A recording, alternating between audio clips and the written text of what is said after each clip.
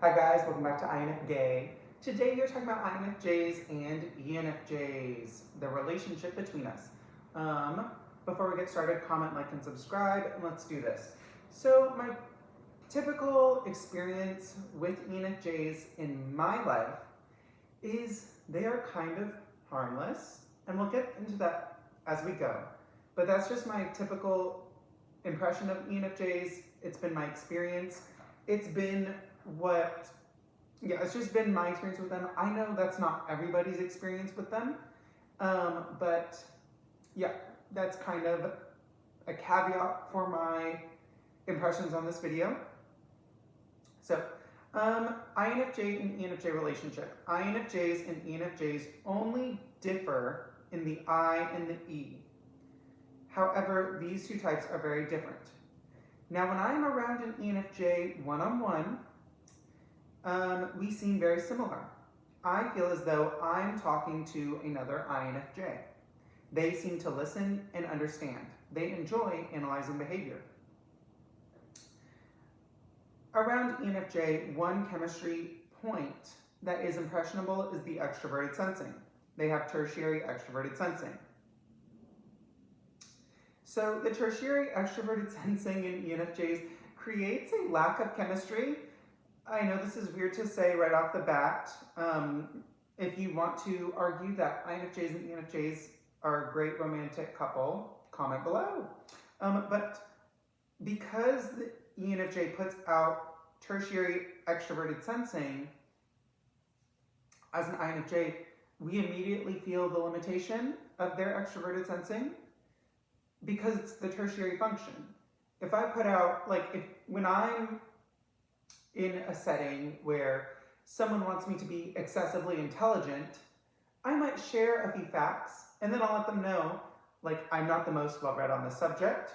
I don't speak extemporaneously and coherently off the bat. I have to script these videos. If an INTP, INTPs are on YouTube, but INTPs making videos, they speak extremely logically and coherently all the time.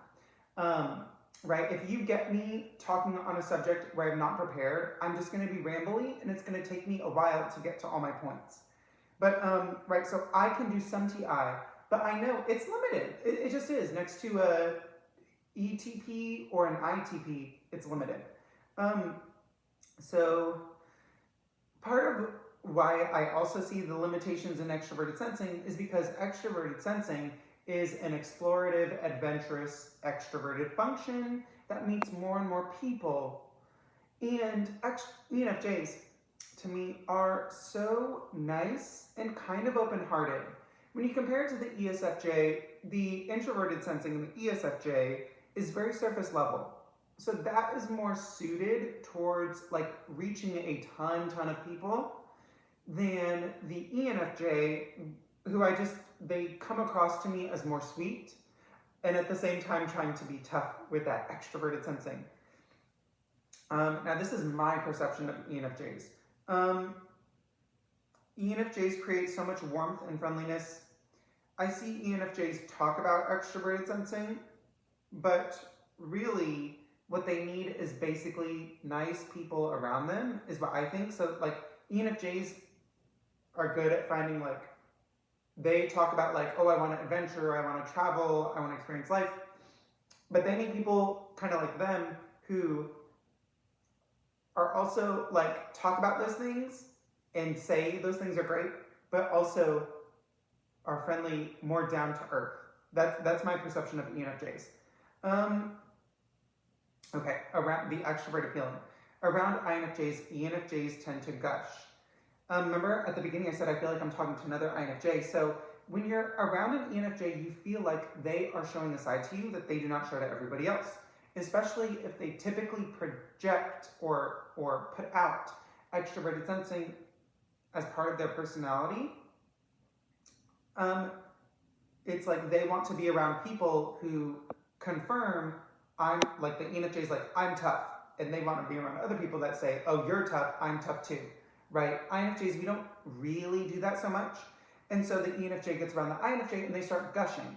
So this is another thing where so they put out they start gushing a lot, and it's like they want the INFJ to be like feminine. And so ENFJs, so they want to have this big personality around the INFJ. And it's like they want the INFJ to be feminine. Now, because that ENFJ wants to be tough, and they want to put out a ton of personality, and they gush, and they talk about all of their feelings. And so the INFJ, it's important to let the ENFJ know that we're not like exclusively feminine. I know this channel is called INFJ, but we're not exclusively like feminine in nature in these typical ways. So like, what do I mean by this? INFJs, we create a lot of peace, but we are not peace. INFJs like meditating, yoga, calming music as like strategies. We like basically having a good time, which means not fighting a lot of the time. But introverted intuition in itself is thought-provoking and constantly instigates change and challenges the status quo, which collaterally creates conflict, may even create conflict with an ENFJ. So like, it's like the ENFJ wants to be as big as they are, and then they want the INFJ to be a like calm, like they want the INFJ to role play our introverted sensing. You know, they say the 8th function, we role play it, like we pretend like we're calm and peaceful. The INFJ is not. And it's not only through our inferior extroverted sensing, as I said, it also comes out through our introverted intuition. INFJ's thought-provokingness is very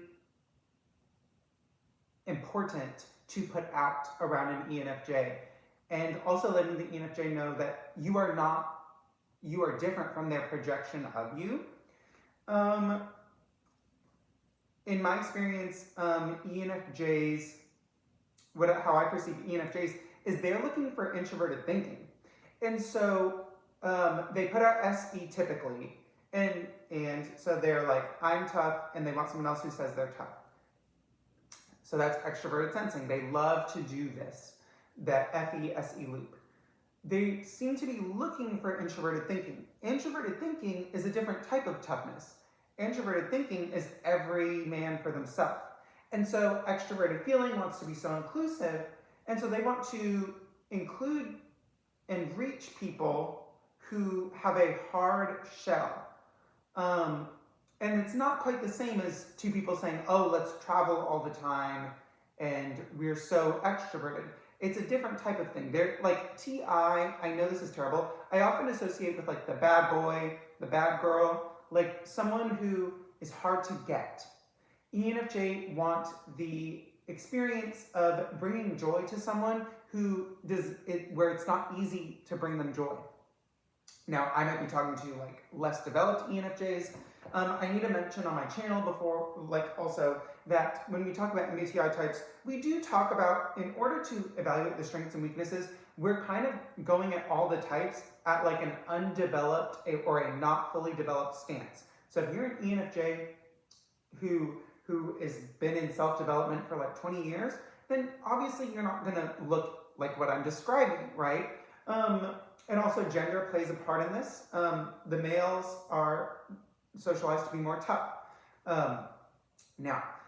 So ENFJs look to me like they're looking for introverted thinking. And then around the INFJ, we can't really do that much introverted thinking. We can do some, but like we're not going to be TI, SI, whatever that is. That sounds like an INTP. We're not INTPs. We can't do that. Or we can, but like we're not going to do that 24/7.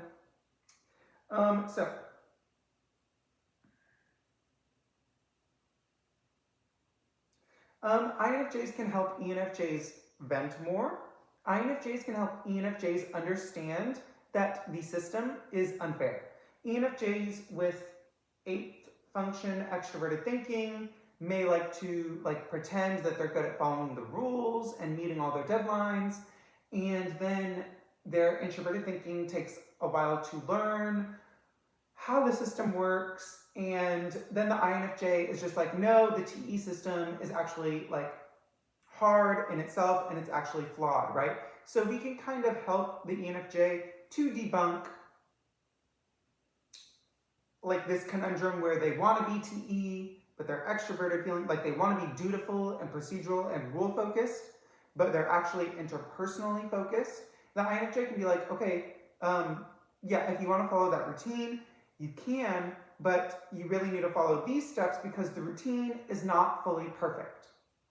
So the INFJ can help the ENFJ critique systems, critique people, critique the systemic issues in their life that are not so beneficial for them. Like to an ENFJ, like, oh, you're a male ENFJ, so you feel like you have to be super tough. You don't have to be. Or you're a female ENFJ, you feel like you have to be mother of the year. You don't have to be. So that sort of thing. And yes.